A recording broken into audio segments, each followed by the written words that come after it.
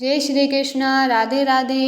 ज्येष्ठ मास महात्म्य का 28वां अध्याय, जिसे हम ज्येष्ठ मास स्नान महात्म्य के रूप में देखेंगे। स्कंद जी बोले कि हे विप्रगण, प्रथम लोक प्रसिद्ध वृंदारक नाम का एक ब्राह्मण हुआ। वह वेद शास्त्र का ज्ञाता, धनवान और अनेक भाई बंधुओं से युक्त था।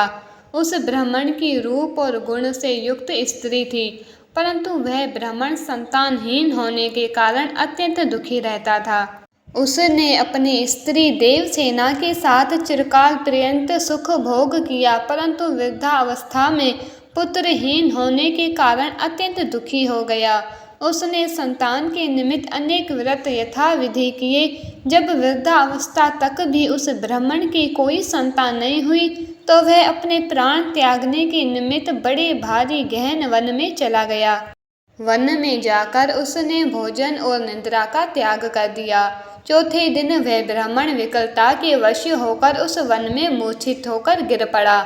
सब पर दया करने वाले भगवान उसके निश्चय को देखकर एक ब्राह्मण के रूप में उसके पास आकर ये वचन बोले कि हे ब्राह्मण, तुम कौन हो, कहाँ से आए हो और अपने प्राणों का त्याग क्यों करते हो। उस ब्राह्मण रूपधारी भगवान के वचन सुनकर वृंदारक ब्राह्मण ने अपना सब वृत्तांत कहा। भगवान कहने लगे कि हे ब्राह्मण, तुम अपने घर जाओ और जो व्रत मैं तुमसे कहता हूँ उसको करो। ज्येष्ठ मास के आने पर जितेंद्रिय होकर प्रतिदिन सूर्य उदय के समय स्नान करो। 1 मास तक ब्रह्मचारी रहकर हविष्य अन्न भोजन करो। त्रिविक्रम भगवान का पूजन तथा दही और चावल का नैवेद्य अर्पण करो। वृक्षों तथा ब्राह्मणों के घर में जल दान करो। हे द्विज, इस उपाय के करने से अवश्य तुमको पुत्र प्राप्त होगा। ये कहकर ब्राह्मण रूपधारी भगवान अंतर्ध्यान हो गए। वृंदारक विष्णु रूप मानकर अपने घर उनके कथनानुसार अपनी स्त्री सहित व्रत करने को तत्पर हुआ और प्रतिदिन प्रातःकाल ज्येष्ठ मास में स्नान करने लगा। किसी समय शिरावती नदी के तट पर उसने एक व्याघ्र यानी शिकारी को देखा। वृक्षों के झुंड में से वह अत्यंत भूखा व्याघ्र वृंदारक के समीप आया। उस व्याघ्र को आया हुआ देखकर वृंदारक जल पात्र को उसके ऊपर फेंक दिया और जल के बूंद के स्पर्श से वह व्याघ्र दिव्य देवधारी हो गया। और वह प्रसन्नात्मक व्याघ्र कहने लगा कि हे ब्राह्मण, आपके दर्शन से मैं धन्य हुआ। हे ब्राह्मण, पहले मैं व्याघ्र यानी शिकारी था और मैंने अनेकों हत्याएं की। इसी दोष से दूसरे जन्म में मैं व्याघ्र हुआ। आज उस दोष से युक्त मैं आपके दर्शन मात्र से मुक्त हो गया।